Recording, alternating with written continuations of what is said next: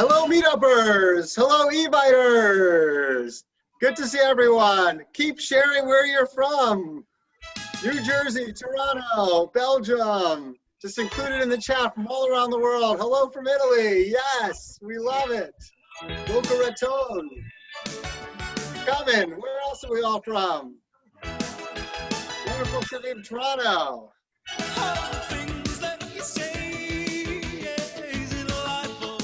Oh my gosh, New Zealand. What time is it in New Zealand right now? You're all the things I've got to remember.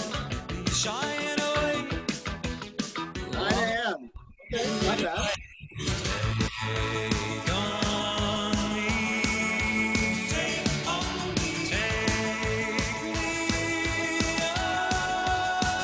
We are going to get started in 1 minute. 1 minute and we're going to get started.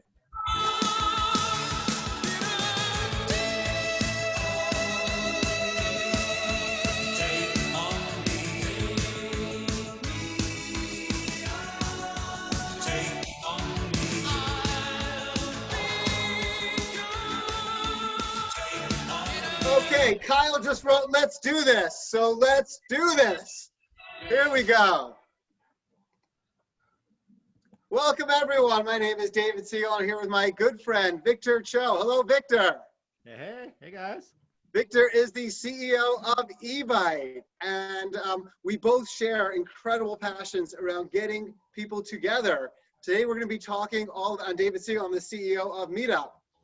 So welcome all Meetuppers and Eviters as well. And feel free to continue in the chat to share what wonderful cities around the world that you're from. We love seeing the global presence that we all have here. Yes, it is going to be recorded. And yes, if you're a part of the group, you will be getting an email with that as well. Okay, so we're here to discuss bringing people together during uncertain times. And if you go to the next slide, my friend.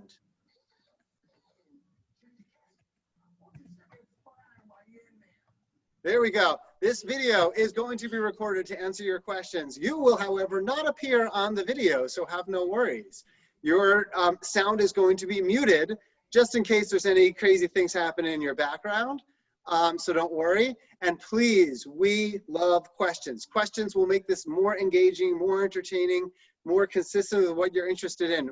We have an absolute specialist here in helping to get people together. Evite facilitates celebrations and milestones better than nearly any other company. So we want your questions. So ask questions throughout. We may not wait till the end, but if you go to the next slide. The next slide says Q&As at the end, but we're gonna go outside of that. We're probably gonna have Q&A throughout. So just feel free to use the Q&A, not the chat, the Q&A, with any and all questions as we are talking. Want to make this as practical for you as possible to help you, especially with the holiday seasons coming up and celebrating during that time. So Victor is going to be talking about bringing people together during uncertain times. It's been a challenging 2020 to put it lightly, and it has changed the way that we think about human connections possibly forever. We're definitely spending lots of time apart physically, but celebrations and events and milestones is forever the cornerstone of our culture. Both Meetup and Evite have found our communities to be incredibly resilient, creative, proactive, and transforming virtual in-person events to online events.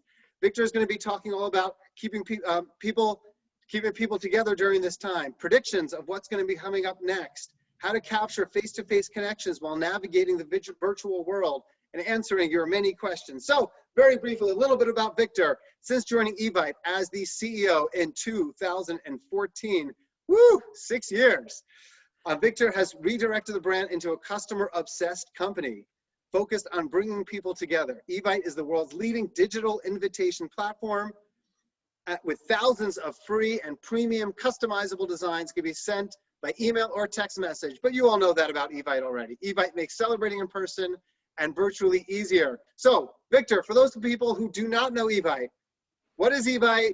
What are you all up to? And then let's get into the conversation. Welcome. Awesome. Thanks, David.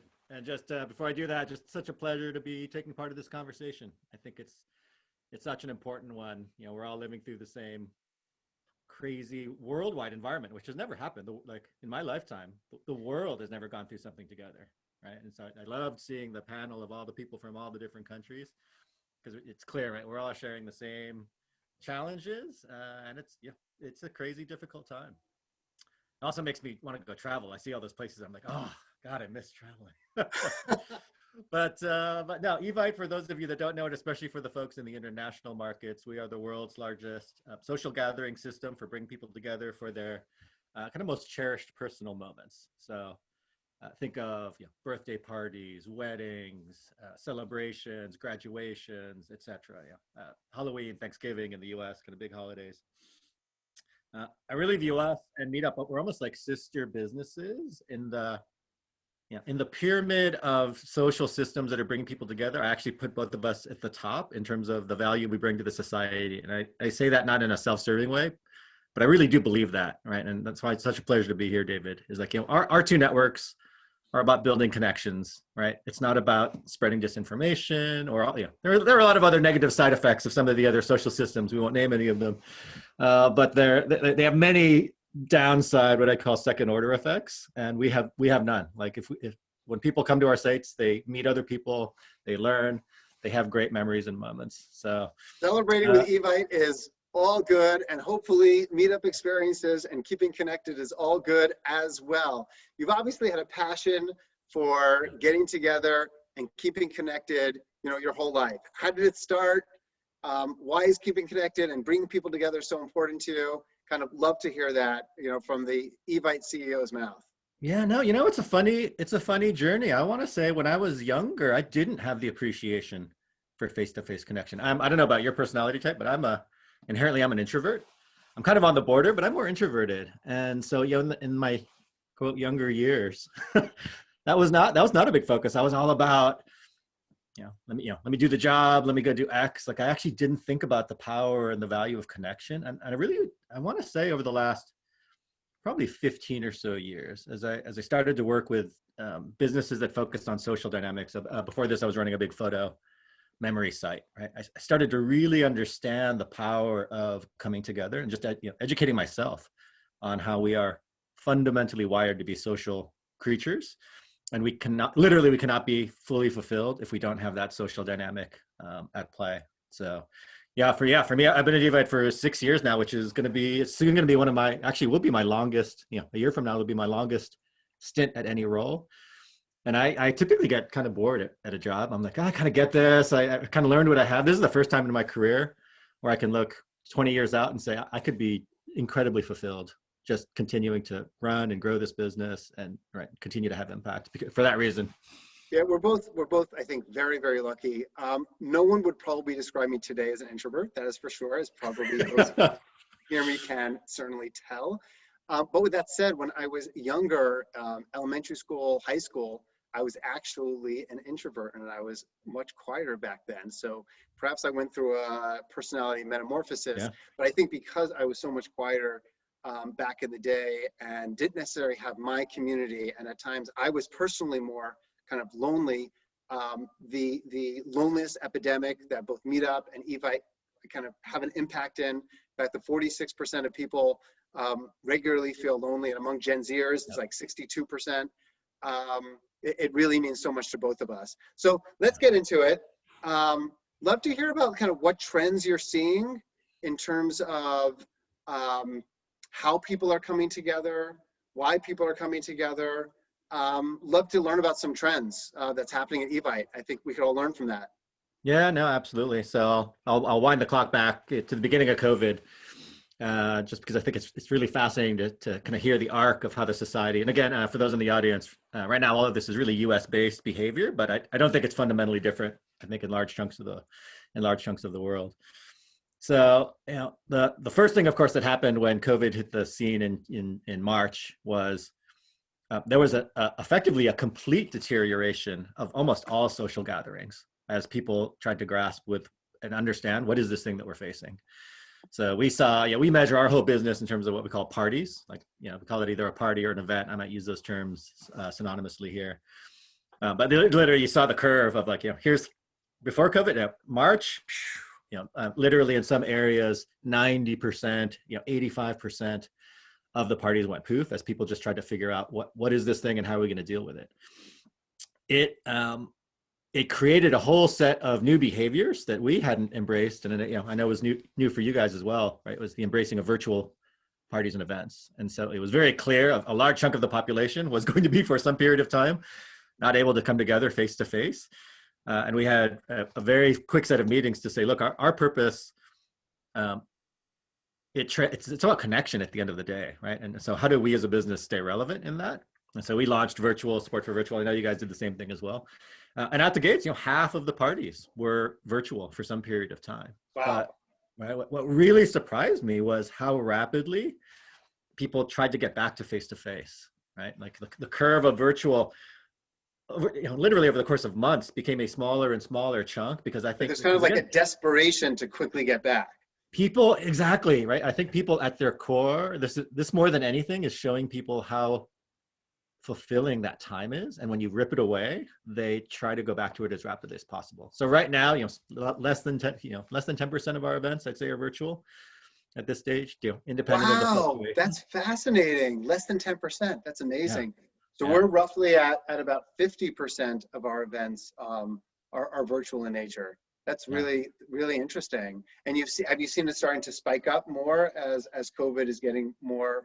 And and I guess worldwide, you could argue we've gone through like 3 peaks. The very first peak, and then one in the summer, and now we're right about to go through a third. In that second one, we saw a tiny bit, but no, it didn't come anywhere near to 50%. Right? We saw when the second peak came through back in the summer, it was a little bit. We got another couple of percentage points of virtual, but then it faded away. So now I literally do. I think people have kind of entrenched into their. I mean, it's been 9 months. They've really entrenched into their operating model in some weird ways, almost independent of what's going on in the broader environment. Right. They've and got people are in their pods, and those pods might be more in person, with family and super close friends. Yeah. But with larger communities, it could tend to be more virtual, and that's kind of what we see more at Meetup. So, talk about the transitions and the changes. Which types of events potentially are becoming more virtual? Which types of events are still staying more in person? What other changes have happened throughout 2020, excuse me? Yeah, no, it's I think a lot of things that you would expect. So, well, some categories are more impacted than others, as an example. So things that are bigger deal events are actually less impacted. So like weddings as a category was one of our, actually at some point this year, we were actually growing our wedding category year over year. That kind of blew my mind. I was like, wow, even despite pandemic, some of these metrics are even higher. So it definitely varies by the category type. But no, weddings are really now down. Actually, going back to your question on the trend line, one interesting thing that we're right in the midst of it is the impact of cold weather, right, on all of this activity. And so not only are we about to go into this, kind of third wave of scale, but the ability to go out and do all these events outside, is getting harder and harder depending on where you live. And so it's going to be really interesting to see. Is anything up? Like are baby showers up, or any specific items actually increasing in terms of events over the last year? Now at this stage, we have like a micro pocket event somewhere now, but at this stage, everything is deflated. It's a question of, is it less deflated than something else? Got it. So for Meetup, it's been interesting. We've had, in our first 18 years, we had really no virtual events. It wasn't a priority, and we've had now 1.5 million virtual events since we launched virtual events, with about 10 million people attending those events. Awesome. And the categories have been quite fascinating. I'll just share with everyone. So right when it started, the category that grew the most for us in online events was actually tech. And the reason for that is because if you're in tech, your comfort level with doing online events is going to likely be a lot easier. So you're just more comfortable kind of using technology, whereas other people that weren't as comfortable kind of went a little later into it. So we started in the first kind of bump, March, April, May was kind of tech groups were really strong. And then after May, we started seeing, because the weather started getting great, June, July, August, outdoor groups, everything about hiking and biking and groups that are even book clubs, taking their groups outdoors. Everything outdoors tended to start doing really well. But now the weather's starting to get colder, certainly in the northern hemisphere, of course, not the southern hemisphere. So with all respect to our friend from New Zealand who's here, but the one that's growing the most, and I think it says a lot about society today, is around health and wellness.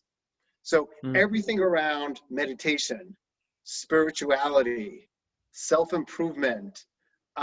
We saw kind of triple the number of people that are searching for terms related to self-help and spirituality, and it goes to where people are right now. Unfortunately, emotional wellness it's a trying time for people. It's a really trying time. So people are looking for any help that they could have during this emotionally trying time. So that's kind of been the biggest trend for us right now. Yeah. Holidays are coming up. Yeah, I was gonna say, so our guest count. Yeah, and similar to us, we've got about a little under 7 million folks that have done a virtual party. And wow. Kind of our biggest single category was kind of these baby related events were the biggest one, where we've gotten over 1 million or close to 1 million folks going to that. But then we've got this very long tail, actually one of the bigger ones is like bachelorette and bachelor party, which is kind of funny, which you can kind of understand the demographic of younger groups. They're a little bit more prone to go out and do stuff. But then we've got this crazy long tail. The bachelor and bachelorette parties also, if it's online, so many more people could potentially attend than beforehand. I mean, do you see for online events on Evite, even though it's a smaller percentage, do you see some use cases where that experience is actually a as good, if not maybe even a better experience for people? I don't think so. That is my personal take. I don't think so, right? The power of our network and why I'm so excited about it is literally the physiological impact of coming together, right, and being in person and being able to. This sounds odd, but because we are literally evolved to be social creatures, looking someone in the eye, or even like a handshake or a hug. This will literally change the physical makeup of your body. You'll have different hormones or chemicals racing through, and you just don't replicate that in the offline world. And so for me, it's great. It's much better than nothing, right? If the difference was like celebrate no birthday versus celebrate a birthday online, I would say absolutely come together. But no, I think the only area where it really does supplement in positive ways, and I think we'll keep this forever in our product offering now that we've launched support for virtual, are these hybrid events.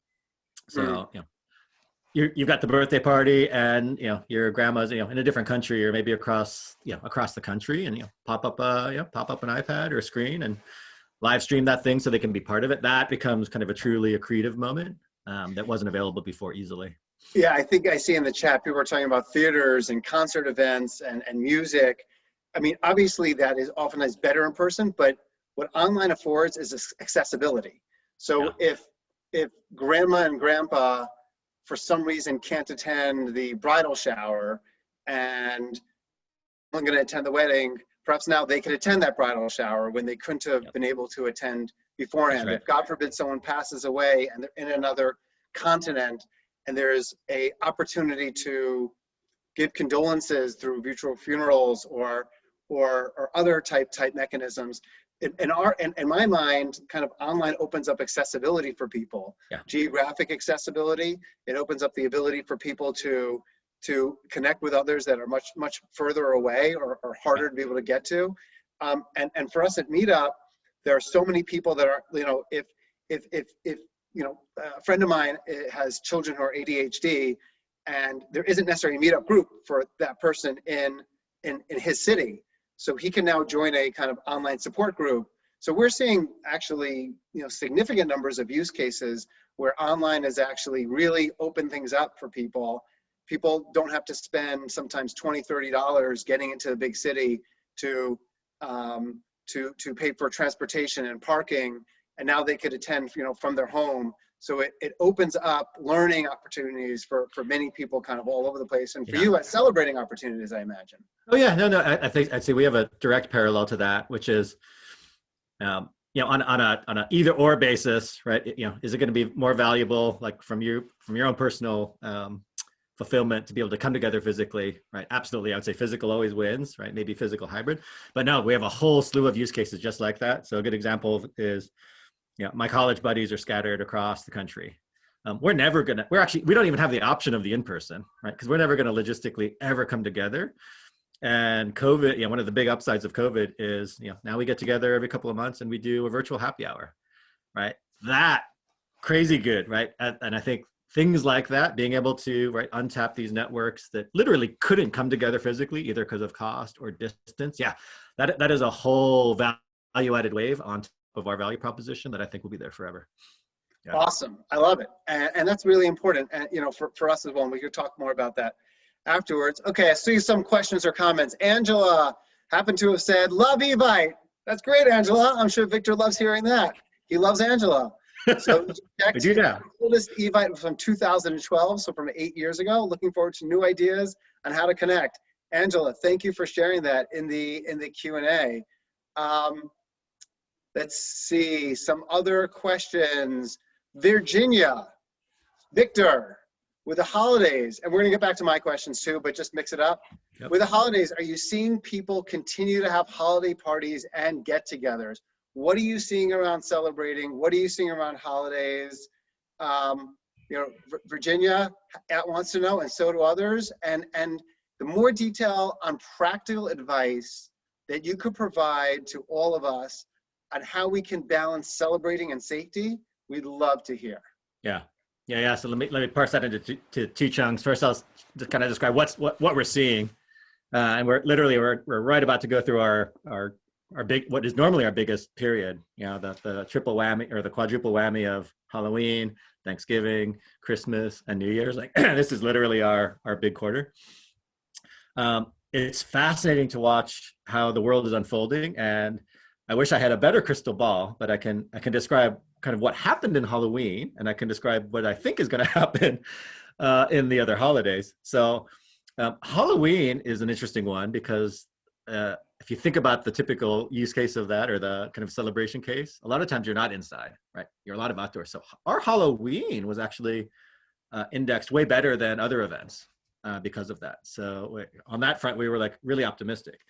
The other thing we saw about Halloween on all of these parties is the distribution of when people are throwing sending out their invitations. The curve is tightening, which makes sense, right? There's a lot of unknown, and so people are kind of waiting a little bit longer. They want to see what's happening right before they throw out their invitations. So people's invitations are going to be coming out much closer to actual events happening. Yes, that's what we're seeing. Exactly. It makes a ton of sense because of the just unknown situation. So Halloween. Any interesting events that were around? Any interesting other trends that you saw around Halloween? What were some of there were definitely a lot of creative folks that were doing things to allow creative social distancing. They had, people put these candy shoots together. So like some genius. I saw them. Candy shoots. Look, imagine, like a 20-foot pole, and they would stand up and kind of drop their candy in, and then it would float out to the bottom. I also people had these very long, outstretched kind of mechanical hands that I saw people handing candy out with mechanical hands. And all throughout my neighborhood, almost every house, if not every house, had a table set out outside of their house for people kind of celebrating around Halloween as well. Parades is a huge one, and both for Halloween and before. So actually, probably the single biggest brand new social behavior in terms of just events is these parades. These parades showed up in the beginning of COVID. I don't know if you guys have had these happen, but literally. No, tell me about it. Parades. A bunch of people get into a bunch of cars, like birthday parades, and literally instead of having a birthday party, it would be a birthday parade celebration, and you would literally drive by, decorate your car, and, right, kind of drop off presents. Like literally, that celebration type did not exist before COVID, and you're seeing it spill out into some other areas. So they were Halloween, right, parades or party parades that were spawned up. Yeah, I think around graduation time, the number of people with chalk and I would say that if someone were to decide to invest in a pre-pandemic in a chalk company, they would probably do very well, because the number of colored chalk cars that I saw around people's graduations and birthdays and was really quite amazing. So I think you're right. I think the future of tailgating will be in some form of of kind of celebrating through parades, which is obviously a safe way to do it. Yep. As an anecdote, we had, I live in White Plains, New York, and I saw this long line of cars, like 50 cars long. And I was like, what is going on here?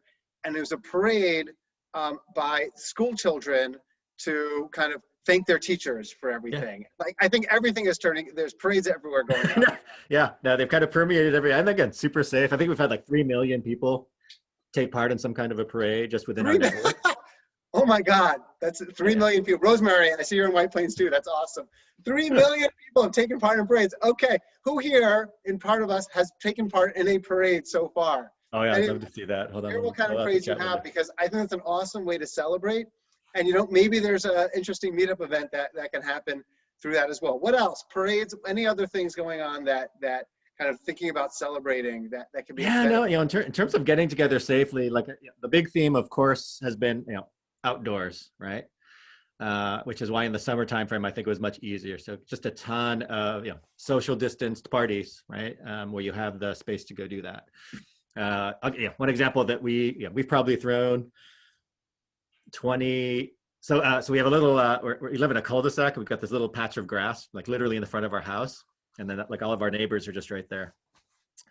And so we bought an outdoor projector and a screen that we could cart out. And like literally that has replaced 80% of our parties and social gatherings. So we've used it for birthday, all of our birthday parties have basically been movie watching parties with my kids. When school is over, we had friends come over and just socialize. My kids will get together and do, plug in Fortnite and the Switch, and they'll just hang out right in the front yard. So there's a lot of people doing creative stuff. Three things are impossible to find these days and buy. In the early days of COVID, it was bicycles. You go to the bike shop. I don't know if this was the case for you. You go to the bike shop, and there were lines of 50 to 100 people, and no one could find a bike to buy because everyone was biking all around just to get a little exercise.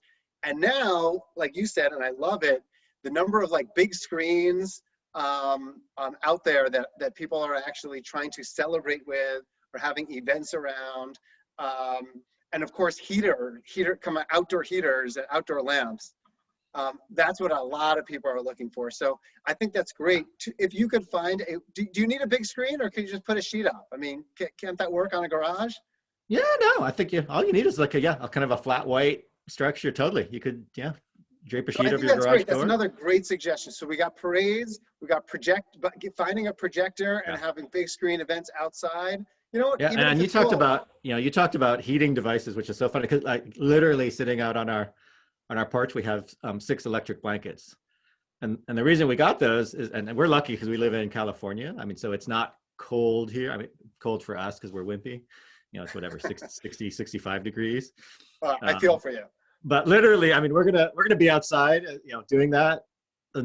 Bundled up in winter gear, ski gear, electric blankets, as long as we possibly can. I know that, it's harder to do that in other parts of the country, unfortunately. Well said. And I saw someone else made the suggestion of exercise equipment, and definitely flying off the shelves. Okay, yeah. Norm Goldman wants to know, what is a virtual party and how does it work? What is a virtual party and how does it work? Walk us through how a best practice virtual party, Victor. Sure, super simple. So at the core of a virtual party literally is what we're doing right now, right? It's a multi-point video platform that allows people to talk and see each other. So for us, an Evite virtual party it's basically one of two things. It's either you have literally set up a Zoom or a Google Meet or a Microsoft Teams meeting, and you've got a link to an existing meeting. Basically, for that you're using effectively what is a corporate video conferencing system, to get the video. Or we've made it super easy in that you don't even need any of that stuff, at least on the Evite platform. If you send out an invitation, there's literally a checkbox that says, make this a virtual party. And we have built our own version. It doesn't have all of the features, but it's got all the basics that you need, So it's got all video support up to 12 people. It's got little funner emojis that float through, so you can do things that are a little bit more interactive and animated. It's literally, it shows up in the party. So you'll get an email. It's like, hey, your party's about to start. Click on a button and boom, you're in an environment. And ours is free. It's also one big difference. So you can have an unlimited, multi-hour virtual party on Evite and not have to worry about paying for it like you do on Zoom. We love that. Ross, I think, shared a suggestion in the chat, if you get a chance to see it, around virtual party. If other people have suggestions around virtual parties, we want to learn from each other here. Feel free to just put them into chat. If you have great experiences in having done virtual parties, others, just keep adding them. It looks like David is adding something, a virtual party. 6th anniversary of Meetup. Woo, thank you, David. Great name. Rita asked a question. Rita's question from 7 minutes ago was specifically around kind of course, it's not really, you know, using the word celebration is the wrong word to use, but a very, the important area of celebrating someone's life. Celebrating someone's life around online funerals, around memorials, around vigils, etc. It's so hard to have that type of vehicle used at times in a virtual experience, but whether it's in person or virtual, if you have any thoughts on kind of online funerals or memorials or vigils, it would be wonderful if you could share any experiences around that as well, because I'm sure that's a meaningful part of celebrating someone's life through Evite. Yeah, no, we do have a category of kind of celebration of life events and parties. I don't know off the top of my head what percentage of those ended up using virtual versus not, but that's always been, it's not a huge chunk of the events that we throw, but it's definitely in there. No, I wish I had some kind of real world or better advice on that. You know, I don't have any specific examples that I can throw out. I can just express just a ton of empathy for anyone who's gone through that, because I know having, you know, there are folks in our company who have had friends pass away, and, you know, again, depending on the area, it's just been, you know, you can't go to the funeral because they don't even allow you. You know, in some cases in the early stages, it was actually restricted, right, in terms of number of people that could actually go. And so I think my only macro comment would be, to the extent that, you know, we're still in those environments where those types of things are restricted, or if we move into deeper lockdown and that is restricted, yeah, you could absolutely have I think a very rewarding social interaction with folks over a virtual environment. Mm-hmm. It's again one of those scenarios where, you know, if you can't get together versus you can get together virtually, it's way better than not doing it. Well said. So some of the experiences that I've seen that have been particularly powerful from a virtual standpoint is, you know, the ability for a wake or a shiva or any kind of post funeral experience to extend for a longer period of time, and to allow people kind of time to really connect with people who, again, may not have been able to fly in for, you know, I've had loved ones pass away that I wasn't able to go to their funerals, and it felt awkward sometimes to call them. I didn't know if they wanted to be called, didn't know if they wanted to be connected at that time. And what happens now, you know, is there's this expectation and opportunity to be able to have those conversations afterwards, because not everyone is able to necessarily make it to kind of the funeral or the vigil. And to me, it opens up like the question that I always have of, should I call this person? Should I not call this person? Should I contact this person? Should I not contact this person? And there's a greater opportunity to be able to have those type of communications. And for me, that's a really, really beautiful thing. Yeah, no, absolutely. Oh, one other thought, another great value of having something, you know, whether it's virtual or hybrid, right, or in person, we've added functions for donation and fundraising, and I do know that's a very popular feature within that category, because if it's a celebration of life, a lot of times it'll be, hey, you know, this is a charity that this person was passionate about, or like, we'd like to raise money for this fund, or, you know, or to help, you know, to help the widow or the widower, etc. And so that's all built into Evite, and people will use that to raise money. In Beautiful. I think that's such a wonderful thing. I mean, at one point in my life, I actually worked for 5 years at 100 Flowers, and, you know, flowers and funerals is wonderful. But I would say I tend to be a big fan of donating in people's name and donating to people's charities, and I think that there's greater opportunities for that in a little bit more of a virtual world as well. Yeah. Let's see. Carol asked a question. I think we hit that one. Parades for Make-A-Wish Foundation. That's wonderful. So let's see, other questions here that I'm scanning through. There's a lot. Do we think that our platforms, LESs, maybe I'll answer this one first, if you don't mind, are opening up more opportunities for individuals with disabilities? And I'm so glad Ellie or Eli, I'm not exactly sure how your name is pronounced. If I mispronounced it, then my apologies. Accessibility is something that is incredibly important. I'm sure to Evite, but to Meetup as well. It's important because when it comes to gathering, everyone needs to be able to have an opportunity to do so in as easy as way as possible. And I actually do believe that one of the silver linings, shall we say, is that the accessibility of an online event to people who may have more difficulty getting to places is a really important kind of silver lining, in that it opens up the world to many more opportunities for celebrating, in Evite's case, for connecting and learning, certainly in Meetup's case as well. And it's something that I actually am really happy about. We need to make sure that both of our technologies are very strong on an app standpoint and a web standpoint. From an accessibility standpoint, we've actually done a lot for that.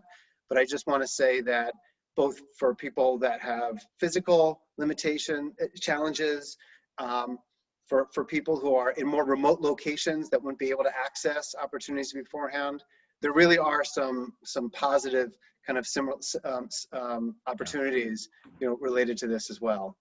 Anything you want to comment on that, Victor? Yeah, no, I would echo all of that. I mean, we did a big, over the last couple of years, I'm sure you guys did the same, a big push through the site to make it more accessible, in partnership with like third-party companies that could give us advice on, hey, make this font bigger. These buttons don't work.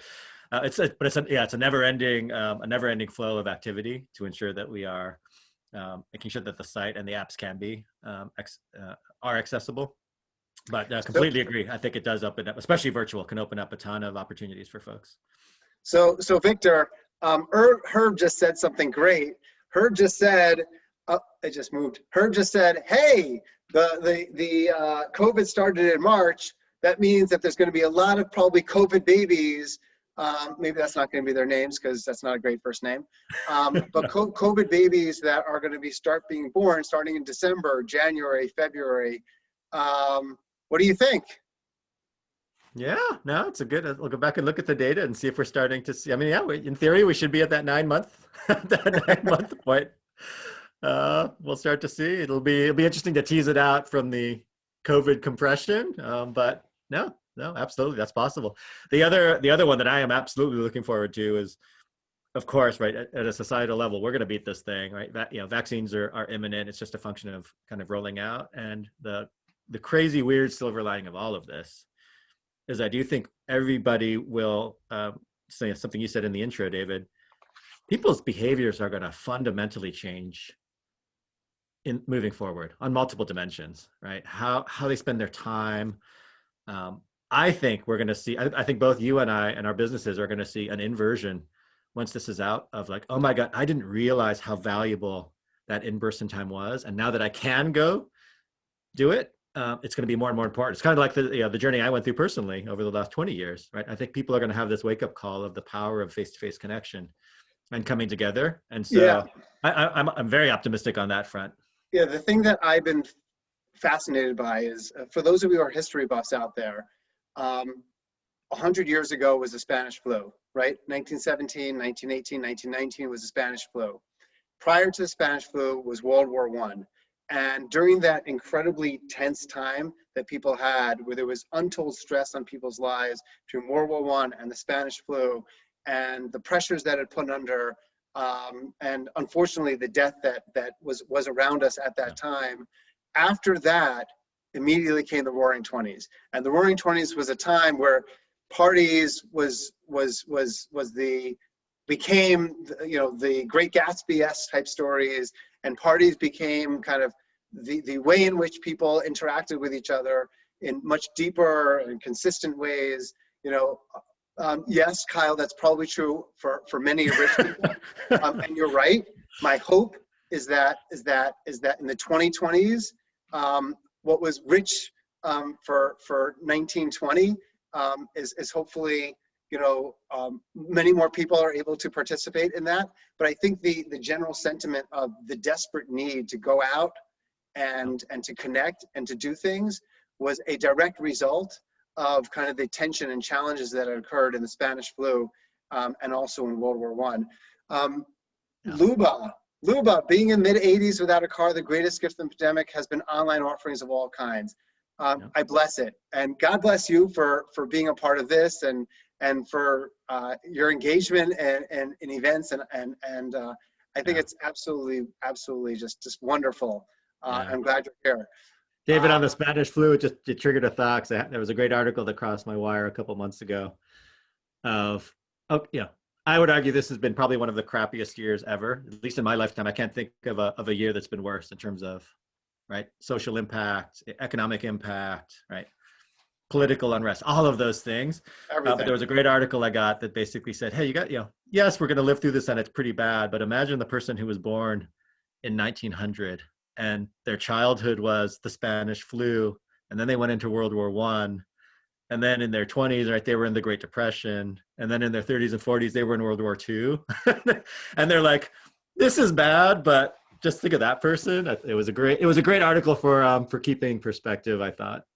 Historic perspective is so important. It's one of the reasons I love history. I read a fascinating article about a woman who actually had herself both the Spanish flu and COVID, and thank God is 100 years old right now and has licked the Spanish flu, when she was 5 or 4, and then she, thank God, is healthy and was able to survive past COVID. And there probably are not that many people that had both the Spanish flu and COVID.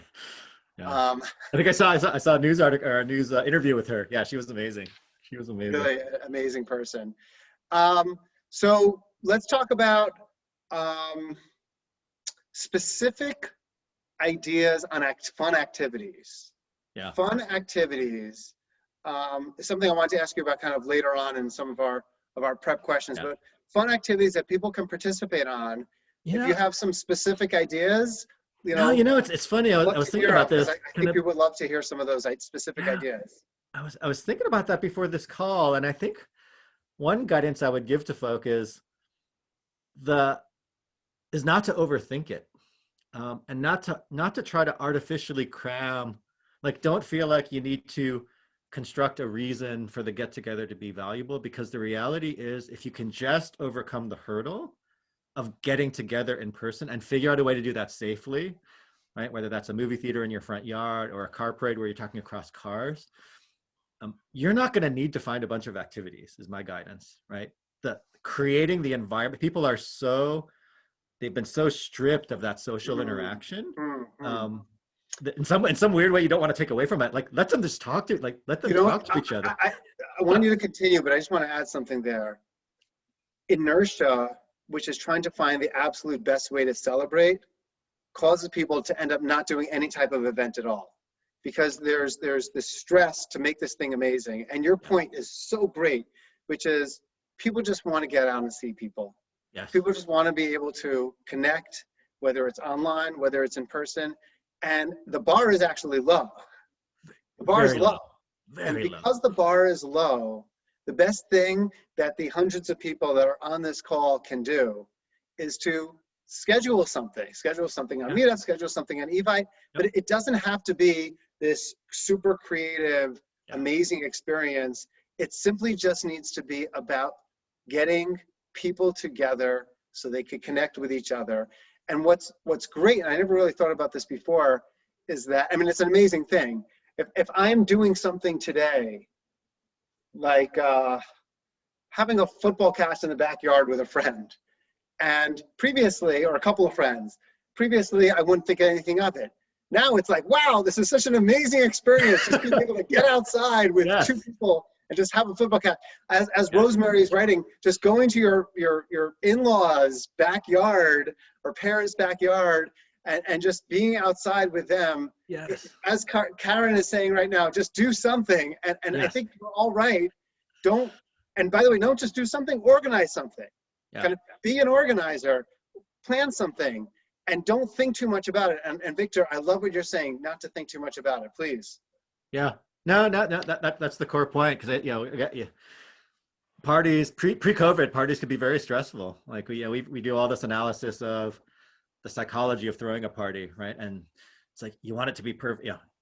There's a lot of emotional angst. I'll take a kid's birthday party for those of you with children right there. I mean, there's a lot of, in some ways, social pressure that the host puts upon themselves. They're like, oh God, do I have the gift bags? Are they as good as the gift bags that the kid got last week? And like, what are the decorations and what's the venue? And literally all of that doesn't stuff, matter. it doesn't matter. It's like, if you can create an environment where people feel safe. This is actually the hard bar now in COVID.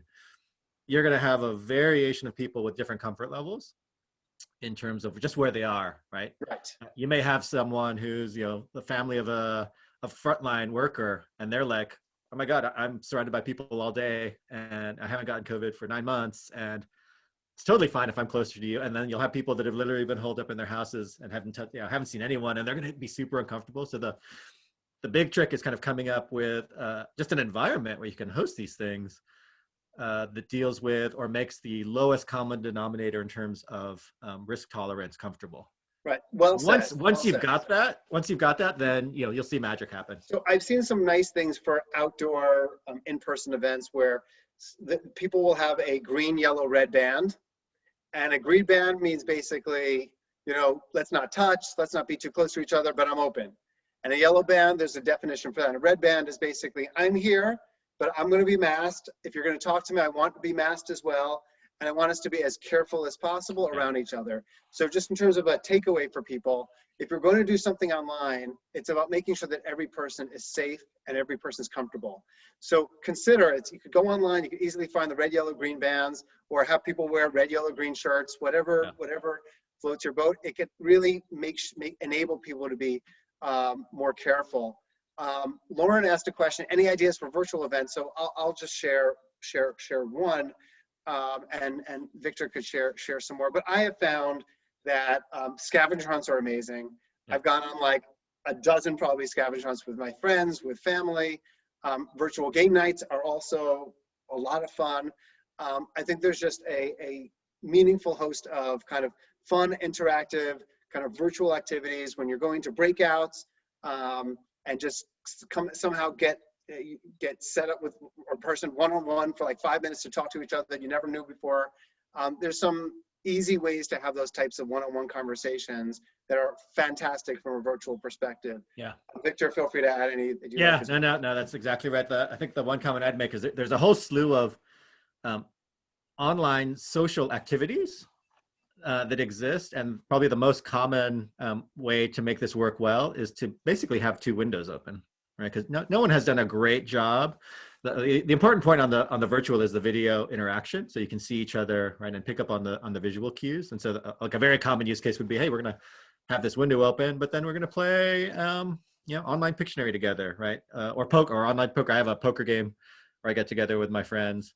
Actually the same group of folks, and we all do that over our phones. So right, there's a great multi-point poker app. It's called Poker 2, POKERRR2. Horrible name, but it's really well done, right? If you were playing it without the video, it would be kind of lame. But right, the combination of those two things, and then of course alcohol's great. It's always add alcohol to any virtual gathering of people over age, and it will move the bar a little bit higher. Yeah, I actually play some poker as well with a group of friends. We've been doing it for a dozen years, and we also have two screens. One is a Zoom screen, and one is kind of the poker screen, and it tends to work. Chantil, and I apologize, Chantil, if I mispronounce your name. Let's talk about holiday and Christmas. It's a big deal. We talked about Halloween. We haven't necessarily talked as much about Thanksgiving, as much about Christmas, and then we could, probably wrap up. But Thanksgiving's coming up.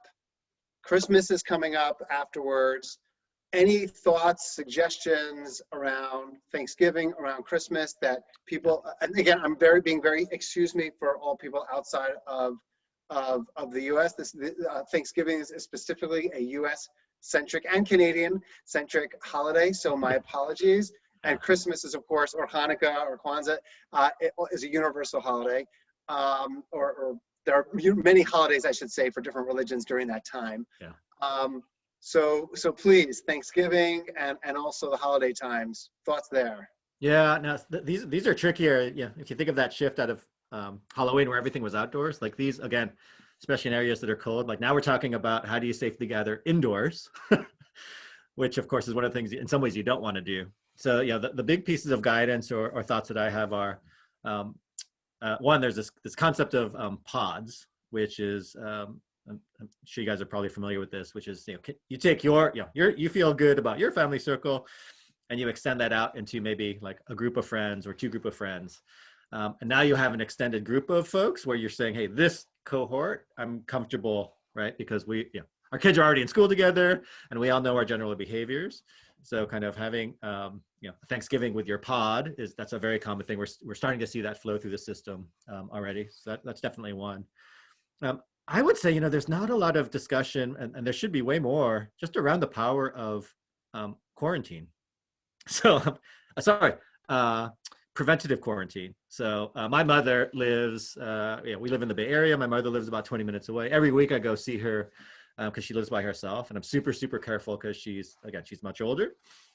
But we are going to bring her over with my wife's parents, and we're all going to celebrate together. But one thing we're going to do before that is, I'm going to, assuming I can get my mother to do this, which is always difficult. She's a strong-willed woman, but I'm basically going to say, look, you need to quarantine for 10 days in your apartment if we're going to do this, right? Because she likes to go out and she likes to go to the grocery store and feel independent. And I'm like, that's going to make everyone on the other side very uncomfortable, right? So, but if you do that for a 10-day window, right? Again, it's not a guarantee. We're going to then open up our circle.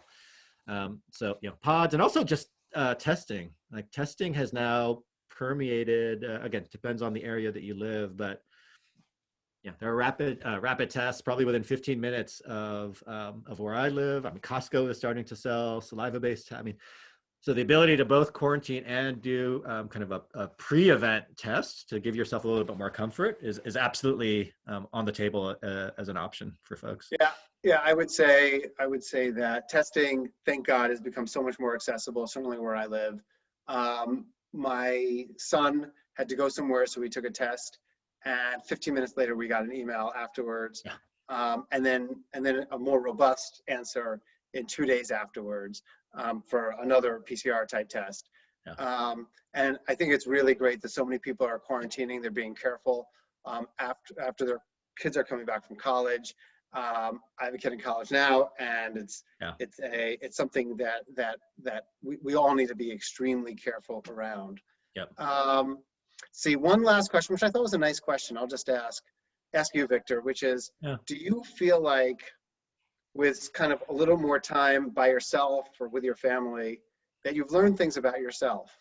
Do you feel like in certain ways, this has been a time that you could provide more, reflection, forced time alone, and self-insights? This is a question by Anonymous.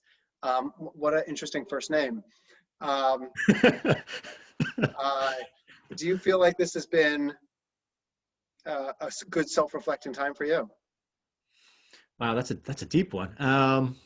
There's definitely things about myself that I've learned that have been maybe not surprising, but they've been more polished or refined. So one is this reinforcement on this face-to-face, the value of this face-to-face dynamic. It's not just something that because I'm running this business where I'm saying it, like I literally was, I'm sure all of you guys are feeling this angst. There was a point in time where I'm like, I really need to go interact with people, right? Like, of course I'm with my family and I love my family, right? But there was a point in time where it's like, no, my psychology was craving those deeper interactions with friends, et cetera. And, I ended up spinning up a bunch of virtual events, right, to kind of build that connection. But that surprised me a little, because again, I come from a kind of an introverted core. So there was part of me when it first started, which is like, oh yeah, I'll be totally fine. I'll just buckle down with family, and everything will be, we'll ride it out. But when you think the riding it out is lasting for a month or 2 months,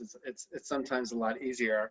I mean, for me, and I love that you're able to really appreciate the need for connecting more than you kind of ever have. And that's I think happening to so many people all over. For me, actually, I was always I was always, thank God, really prioritized dinner with my family and spending family time. And that's not something that I necessarily, I'm spending more time in it, but it's not something I prioritize more because it was always my number one priority. Yeah. But I would say when you have young kids and you work hard, sometimes friends end up getting very deprioritized. Hmm. And sometimes you could not see close friends or not talk to close friends that could potentially live nearby for many months. And I think I've gotten closer to especially people that live within 3 or 4 blocks of my home, and we could take kind of socially distanced walks together. Cool. But Cool. I've really been able to. It's been meaningful for me, and it's easy to kind of deprioritize friendships in light of everything else. And for me, that's actually helped. And I see people on chat sharing different awareness that they've done, whether it's people who are reading more or people who are seeing. I'll tell you one of the random thing. There was a whole host of amazing movies from the 1980s and 1990s that my kids, of course, had never seen, whether it's kind of Good Will Hunting or Braveheart or whatever. And at one point for about a month straight, we had a movie night almost every night as a family, and introducing my kids to these amazing movies that, Yeah. you know, you know, they would never have probably seen. Yes. Has been a nice experience. Of course, they complain it's more grainy than they're used to, but you know, such Yeah, as so life. I've got to. I totally we're doing the same thing. I've watched so many movies with my kids, and this is probably a horrible thing to say, but they are way past their age range in terms of things they can go watch because I've slowly desensitized them. So like the other day, we were watching Kill Bill with my 13-year-old and my 11-year-old. I probably shouldn't say that on this forum. But they're totally fine. They're like, oh no, this is totally fine. And then we made the mistake of doing that in our front yard, and like our neighbors had their kids come out. There was like some bloody scene, and they're like, oh my God, don't look at that. So be careful when you do your outdoor movie nights, doing hyper-violent showing. Well said. Well, actually, I'll say one last thing, which is, you know, there's all these like serendipitous little things. So we fortunately have a nice sized backyard, and a friend of mine asked if they could host every Sunday a gathering of tots and parents in our backyard. So every Sunday we have like 15 socially distanced new parents sitting on blankets kind of in our backyard. And cool. I have a 13, 16, and 19-year-old, and it just reminds me of kind of, you know, those special days when kids were younger. So Yeah. there's all these little serendipitous things that I think can happen. Janine, if you could just share that last slide with everyone, that would be wonderful.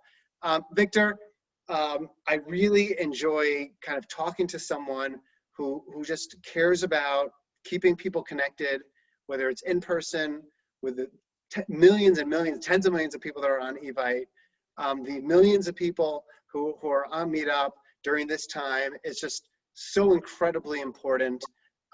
You share our passion, and your advice and your suggestions are just really helpful as we think about celebrating, as we think about the holidays. For people who have not used Evite beforehand, try it, use it. It's free, and it makes it incredibly easy to celebrate those really important special occasions. For any of you who wants to be a Meetup organizer, we want to offer 50% off a subscription. If you attend an event, it's free to attend events, 98% of events.